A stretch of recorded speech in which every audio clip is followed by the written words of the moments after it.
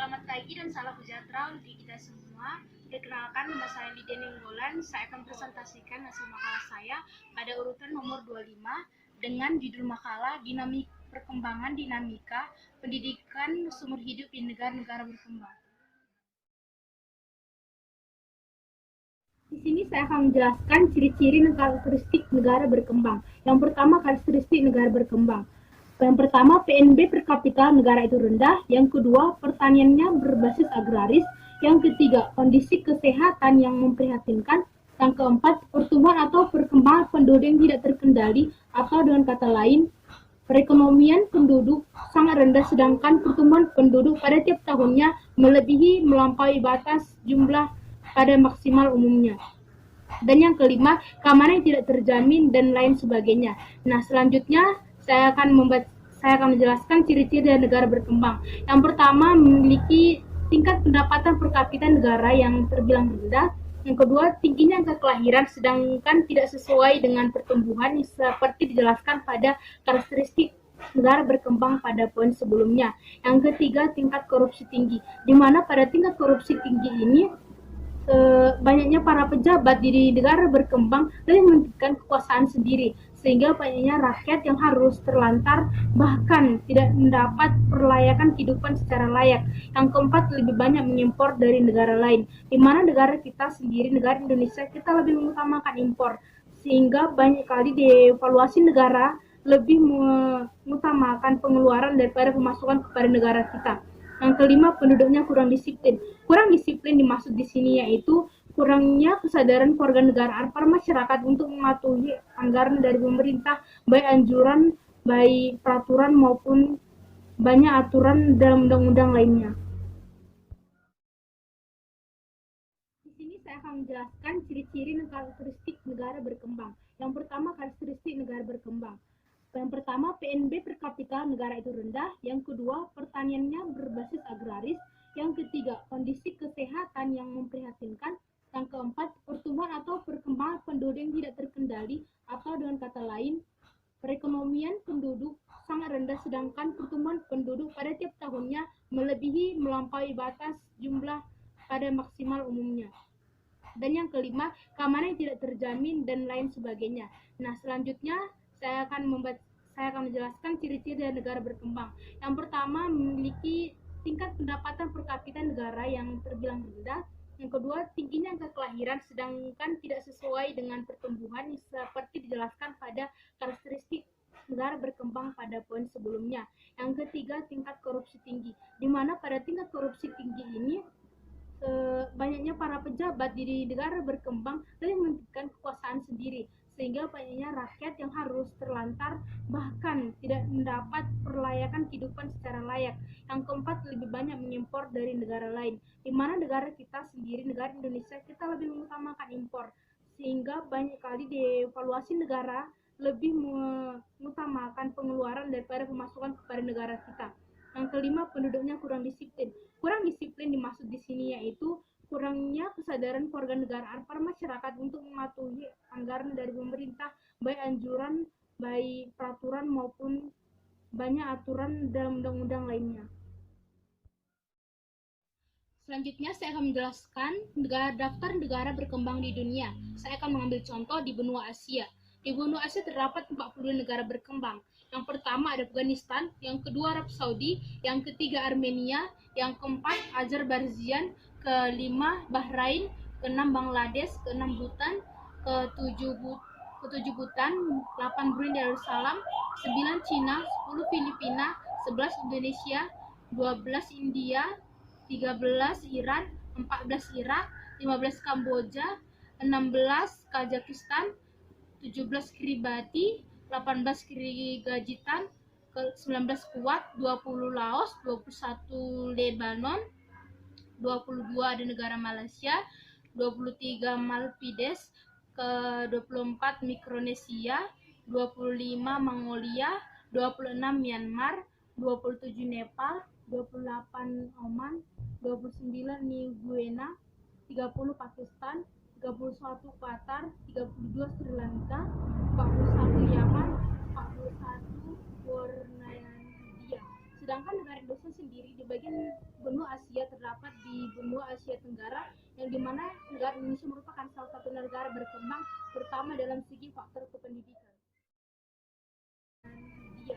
Sedangkan negara Indonesia sendiri di bagian benua Asia terdapat di benua Asia Tenggara, yang dimana negara Indonesia merupakan salah satu negara berkembang pertama dalam segi faktor kependidikan. Iya. Sedangkan negara Indonesia sendiri di bagian benua Asia terdapat di benua Asia Tenggara, yang dimana negara Indonesia merupakan salah satu negara berkembang pertama dalam segi faktor kependidikan. Jadi negara Indonesia kita lebih mengutamakan impor, sehingga banyak kali dievaluasi negara lebih mengutamakan pengeluaran daripada pemasukan kepada negara kita. Yang kelima, penduduknya kurang disiplin. Kurang disiplin dimaksud di sini yaitu kurangnya kesadaran warga negara atau masyarakat untuk mematuhi anggaran dari pemerintah, baik anjuran, baik peraturan maupun banyak aturan dalam undang-undang lainnya. Selanjutnya saya akan menjelaskan daftar negara berkembang di dunia. Saya akan mengambil contoh di benua Asia. Di benua Asia terdapat 40 negara berkembang.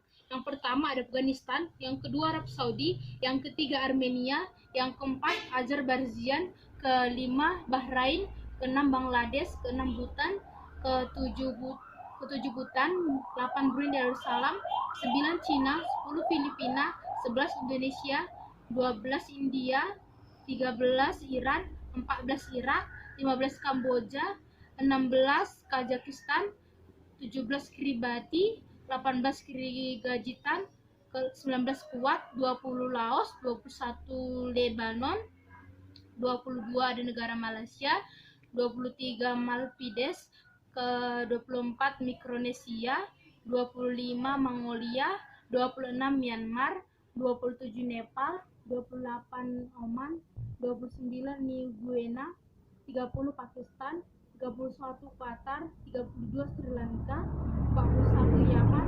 41 Borneo.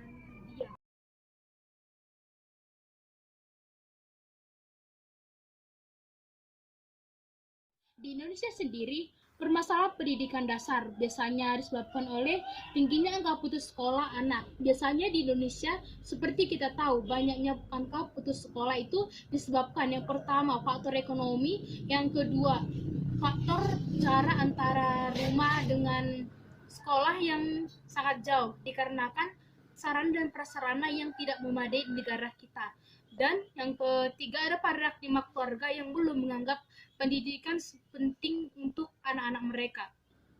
Untuk dalam hal ini, pemerintah juga sudah menerapkan dari beberapa tahun yang lalu, yaitu program pendidikan wajib 9 tahun.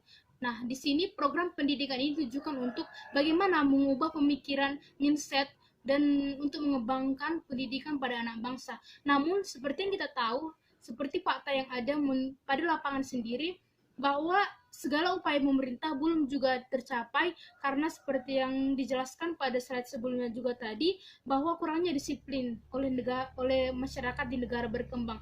Lain halnya Indonesia, sudah pemerintah sediakan seperti di pendidikan formal, pemerintah sudah menyediakan PKBM, program kegiatan belajar masyarakat, yang dimana para masyarakat hanya disediakan untuk belajar, bahkan ditanggung oleh negara, namun tingkat kesadaran oleh masyarakat masih sangat rendah. Selanjutnya saya akan menjelaskan dinamika pendidikan seumur hidup di negara Indonesia. Sebenarnya pada materi ini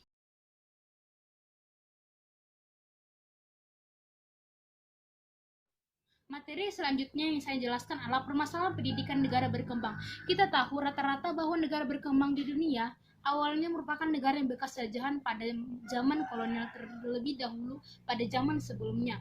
Meskipun negara-negara berkembang mengalami penjajahan, namun ketika bangkit merdeka, mereka masih sangat minim dalam bidang pendidikan. Mengapa demikian? Karena pertumbuhannya sangat diiringi oleh kemiskinan dan dilema. Salah satunya itu dibilang pendidikan. Umumnya, keluarga negara berkembang tidak menempatkan anak-anaknya untuk mengutamakan pendidikan, namun mengutamakan untuk mengikuti orang tua dalam menafkahi keluarga dalam mencari ekonomi. Di negara berkembang, biasanya para anak-anak dari kecil sudah dilatih bagaimana untuk mencari nafkah dari dini, bagaimana untuk dilatih dalam bekerja keras dari dini. Dan itu sebabnya anak-anak lebih dianjurkan pada bekerja sedari dini seperti membantu usaha orang tuanya, bekerja dalam rumah, baik pun berperan dalam perekonomian keluarga. Dan banyak juga para orang tua di negara berkembang hanya mementingkan pemikiran sesaat. Artinya, hanya berpikir bahwa pendidikan tidak terlalu penting untuk pertumbuhan anak-anak mereka. Masih banyak di negara berkembang, pemikiran tersebut sangat perlu diberantas. Karena apa demikian? Melalui pendidikan, seorang akan dapat merubah nasib baik perekonomian dalam keluarga.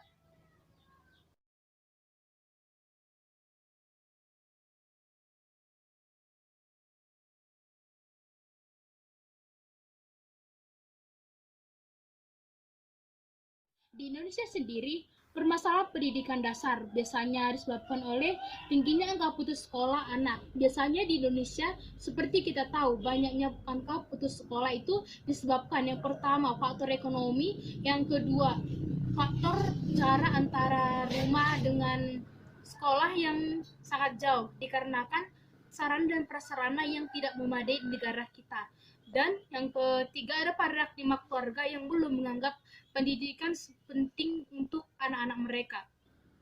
Untuk dalam hal ini, pemerintah juga sudah menerapkan dari beberapa tahun yang lalu, yaitu program pendidikan wajib 9 tahun.